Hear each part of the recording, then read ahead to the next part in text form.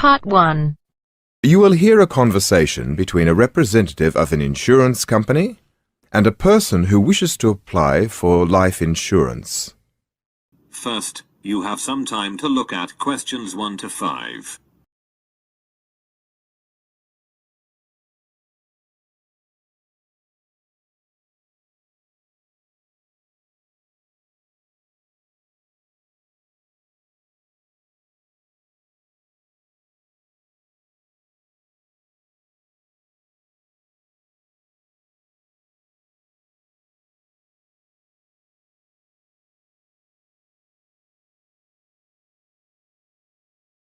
Now, to process your application, I need some details about you and about your medical history.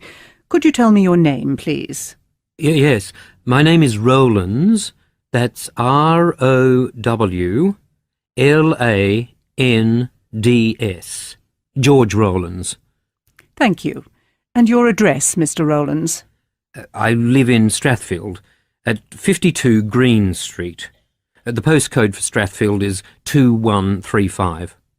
Strathfield 2135. Thank you. How old were you at your last birthday? I was 35 on September the 10th. How tall are you, Mr. Rowlands?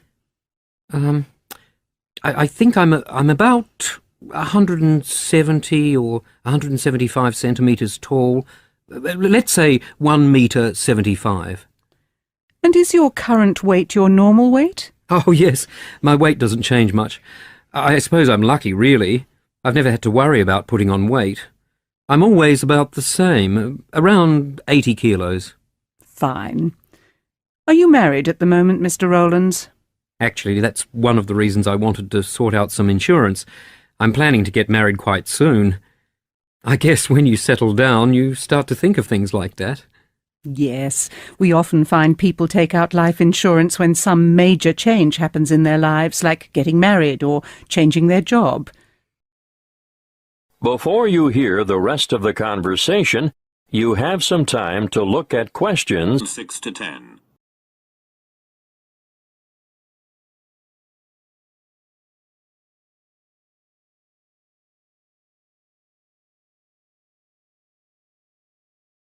Now, I've got some questions relating to health matters. We will, of course, be requiring a full medical examination, but I need some basic details from you now. That's okay. I expect you need to know that I'm healthy, don't you? That's right. Have you ever had a serious illness at any time of your life? What would you describe as a serious illness? Oh, not childhood things like measles or a bad cold, but a kidney disorder, say, or pneumonia or a cancerous growth? Oh, no. I've never had anything like that. I've always been healthy, never been in hospital. I'll just write none, then. And I'll put the same thing, none, for major operations, too, if you've never been in hospital. Do you have any medical conditions requiring medication?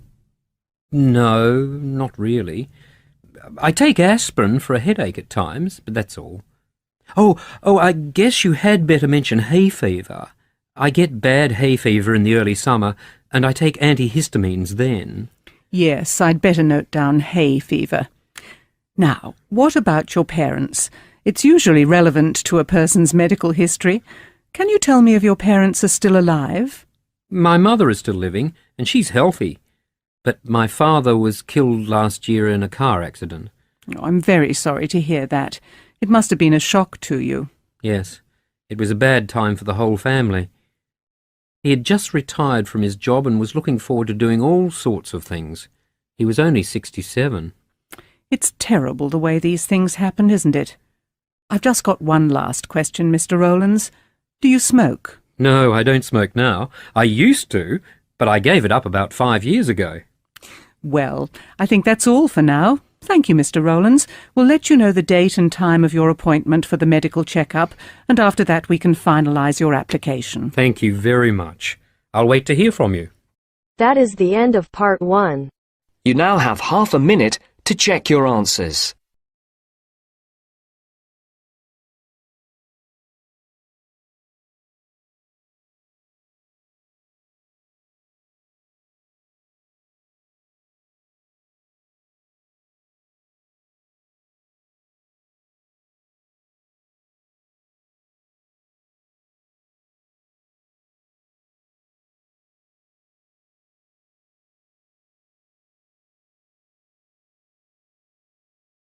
Now turns to part 2. Part 2. You will hear a tour guide giving information about a historic house and the organisation that owns it. First, you have some time to look at questions 11 to 16.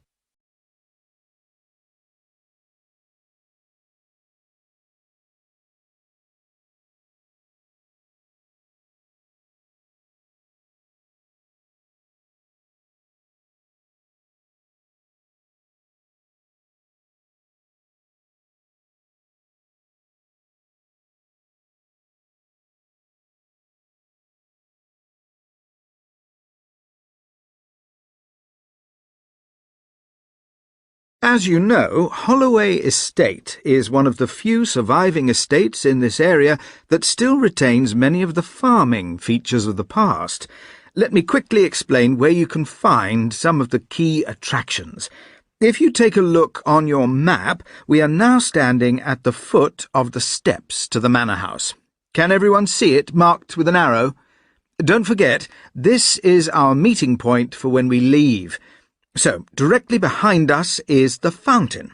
From here, heading left, the path takes you to a gate which leads into the famous Holloway orchards, where, for hundreds of years, the estate has been growing its highly prized apples, cherries, and plums.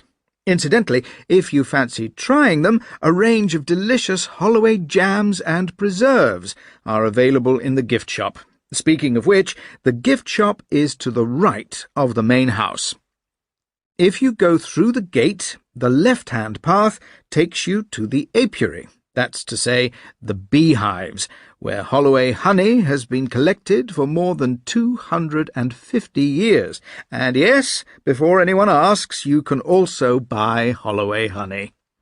If you take the right-hand path, you will come to some old farmers' cottages, which have been renovated and are rented out as holiday cottages. Please feel free to admire them from the outside, but as there may be guests staying in them right now, please respect their privacy. From the back of the main house, crossing the car park, and just before you get to the cattle fields, you will find a row of 3 buildings. The middle one is the old dairy. The dairy is actually working, producing butter and cheeses using traditional methods. Next to that, on the left, are the former cattle sheds, where the livestock was kept. Nowadays it's used as a museum, so those of you who are keen to explore Holloway's farming past should pay it a visit. The building furthest from the manor house is the old ice house, which is no longer in use and is due to be restored, hopefully next year. Last but not least, you may have noticed on the way in that on either side of the main gates are 2 small houses. This is a traditional feature of country houses of the period. On the right-hand side, as you enter the estate, is what was known as the gatekeeper's lodge. This has now become the estate office, and the estate manager runs the estate from there. OK, I think that just about covers everything. Before you hear the rest of the talk, you have some time to look at questions 17 to 20.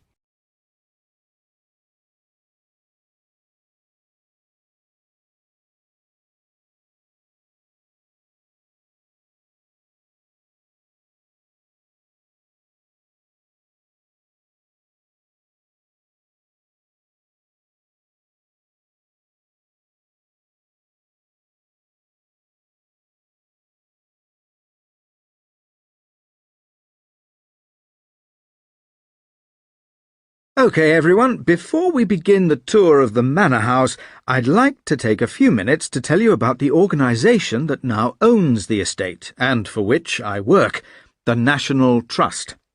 The National Trust is the largest membership organisation in the UK, with 4.24 million members. Our annual revenue is £494 million. At the present time, we have 5,899 paid members of staff and an additional 62,000 volunteers. That's an approximate number because new volunteers are joining us all the time.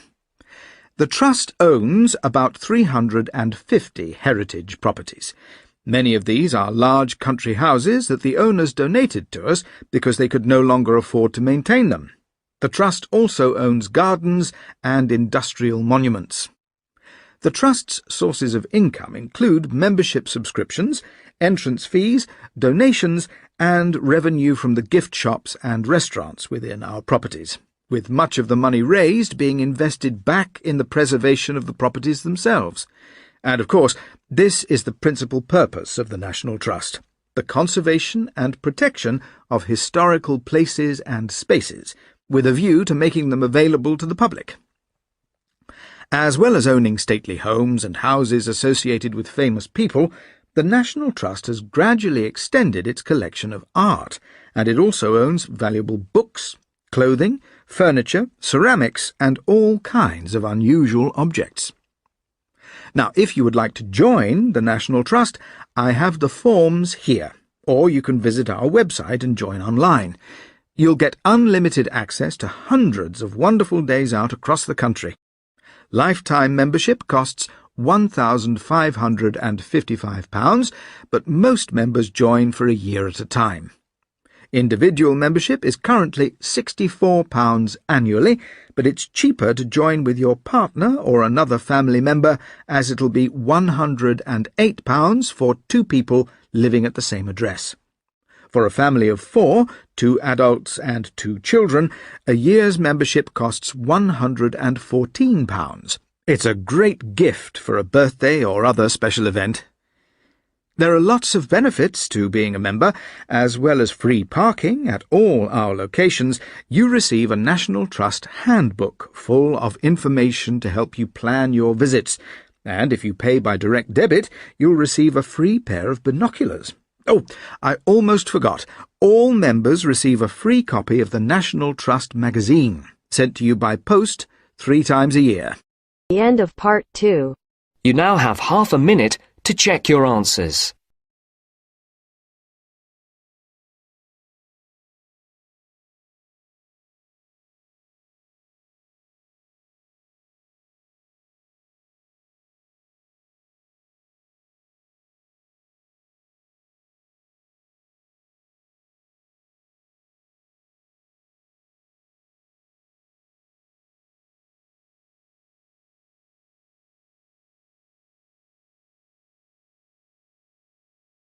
Now turns to Part 3.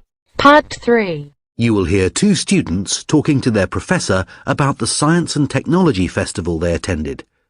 First, you have some time to look at questions 21 to 26.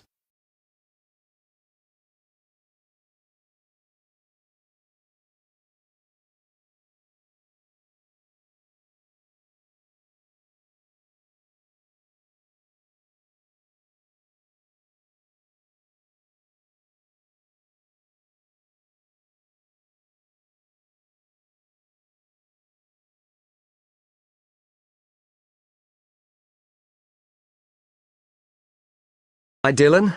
Hi, Tanya. Thanks for coming to see me. I'm very interested to hear what you thought about the Science and Technology Festival. Well, we're both very pleased we went. Glad to hear it. Was there anything you both found especially useful? Yes, definitely. I saw at least 2 lectures that directly relate to the subjects I'm studying in this first semester. I already feel a little more prepared than I did last week. There wasn't anything that had the same effect on me, but that wasn't my only focus. I saw the festival as a chance to explore new ideas and other subject areas, so I also tried to attend some lectures that looked interesting rather than just the ones I thought would only be relevant to my course. I'm glad I didn't do that. I get too stressed when I don't concentrate on one thing. But wasn't it great to be able to wander around the university and get a better idea of where everything is? Well, I certainly feel more confident now I've explored the area a bit more. And I also found it very easy to meet people who share the same interests as me. When I was waiting for some of the lectures to start, I just got talking to whoever was sitting next to me. I was too busy going through my notes to do that. I have to say, going to so many lectures in a short space of time has really helped me to improve one area of study, My note-taking technique. I wasn't so sure about that originally, but looking at my notes again this morning, I could see how they got better as the week went on. I'm glad the week was of use to you. It seems to change focus annually. Sometimes the emphasis is more on science, sometimes on technology, but there was an excellent balance this time. It really brings these areas of study and research to the attention of the wider world, and for me, that's the primary reason the festival exists. You may have noticed when you were there that there were a number of university information stands set up around the campus. Did you see the free reference booklets that they were giving out? No, I assumed the stands were there to provide people with directions to each talk. Well, their aim was to encourage everyone to read some of the latest studies coming out of our labs and classrooms. Many of the lecturers at the festival actually wrote the studies that were listed. So the talk and the booklets together are a great introduction to their work for anyone who attended. But the staff were certainly happy to point people in the right direction if it was needed. I have to admit it was quite confusing trying to follow some of the signs around the campus telling us where to go. So we used the map and the festival guidebook to find our way around. It was great for that. And although one or two of the talks actually started at different times to what was printed on the page, one other thing I did like about the guidebook was that it wasn't full of adverts. Oh, I agree. But that's always the case with festivals now. I don't mind that if it means that the festival is free to enter, as more and more of them are these days. And even if there is a fee for admission, the festival organisers hardly make any money from that, though they do tend to put the price of entry up each year. They have to make money to run the festival somehow, so it makes sense to get the majority of that through ads. That's a fair point. Before you hear the rest of the discussion, you have some time to look at questions 27 to 30.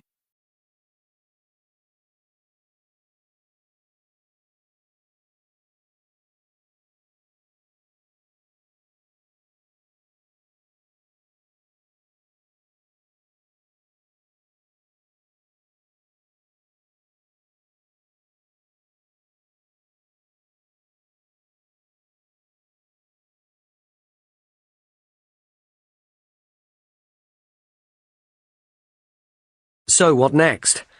Do you still want to write something for the department website? Oh, definitely. Can you give us some advice on how we do that? Well, it's a simple process, but it can mean a lot of work. First, you need to make sure that you have fully discussed and compiled the notes you made during the festival. For the next step, I would recommend selecting a set number of principal theories that generate the most ideas and summarize those. 4 is probably the ideal number. Then you'll need to go to the website and go through what people have written before. These posts will help you to understand which style seems most appropriate, how academic in tone you need to be, or how informal, and so on. And as this is going to be a joint project, it's really important to make sure that you both come to a joint decision about the best way to divide up the workload. Believe me, arguments can happen. Further to that, you should also agree on exactly when you're aiming to publish it, so establish a deadline. Make sure you don't go past the agreed date, as it will become more difficult to finish if you do. Then, after all this is completed, you're ready to upload your summary and any other documents and post them onto the department website. Wonderful. Thanks so much, Professor Dickens. Hopefully we can come back to you if we need any more help. That is the end of part 3. You now have half a minute to check your answers.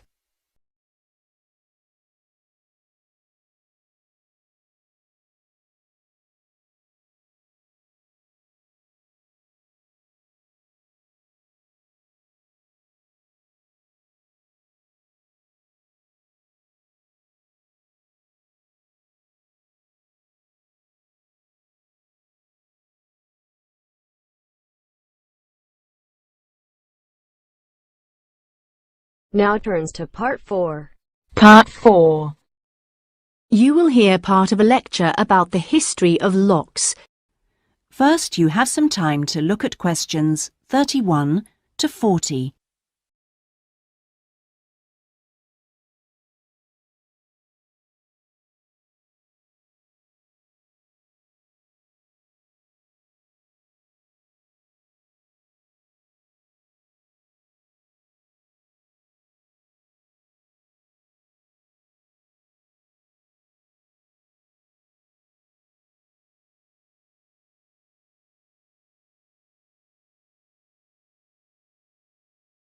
Good afternoon, ladies and gentlemen, and welcome back as we continue our lecture series on currency from ancient times to the modern day.